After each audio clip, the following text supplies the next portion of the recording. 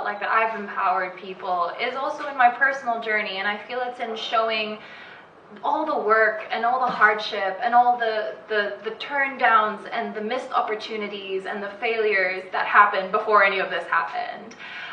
Because a lot of people see something like pageantry. They see a beautiful girl in a beautiful dress walk a couple of feet, answer a 30-second question, and they get crowned. It's like, wow, that was so easy. But I've always wanted to show the journey behind it, the times that I failed, the times that I felt really lost. And I feel like a lot of young girls feel that way when they're expected to know what they're doing, to know what they're pursuing, to know what career that they want, and for it to work out the first time. And I know that that never happens to many of us. Our road to success is a very curved one. And I've always wanted to share that, and also share that I've never been on stage wanting to just do it for myself. It really has been about my country and about the causes that I work for. And in the way that I can empower either a young girl who's lost in their career path, or a young person from an impoverished area thinking that their dreams aren't valid, or a young LGBTQ community member who feels isolated and alone and judged in any of these areas. And I feel like I have, because I've received comments and feedback from people that are like, Kat, you know, that one thing that you said, or that event that you attended, or this message that you put up really sparked hope in me. And I feel that's what we all do. And I think it's a beautiful platform to be a part of, because we're so conscious of the effect that we have on people, to the point that it almost directs us in what we do and how we pursue this dream. For all of us, I'm sure I can say that this dream was never just about us, but we've pulled people up with us. Thing, being able to see other countries and how their women are being elevated, and perhaps learn from them. And that's what I have been doing as a Miss Universe. Everywhere I go, I learn so much. And when I'm able to speak on certain topics, especially about my causes, which is LGBTQIA+ rights or education, I'm constantly enriched with new information about how different countries are affected in these issues.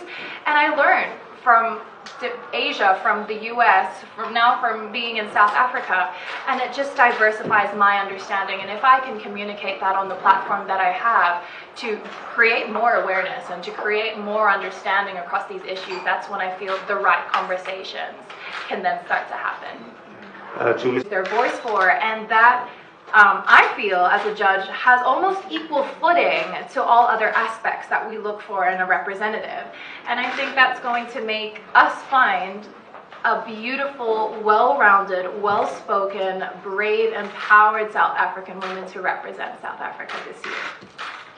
I agree. I think just on that. And I think it's amazing that on the judging panel we have women who are in various industries. Of course, me and Demi are Miss Universes, but various industries, various passions. And so when we look at the girls and we ask them about themselves, and when we're judging them, we're really looking at everything, because we define success differently, and we're in different industries, and so we go deeper than the surface. And I think that's something that is integral in finding a representative for Miss South Africa, because we're not only looking for a beautiful face who could be a brand rep. Yeah, as Steph said, this is my first time ever on African soil. It's my first time in South Africa, and you know what? These two ladies already gave me such an amazing impression of your country before I even stepped foot here.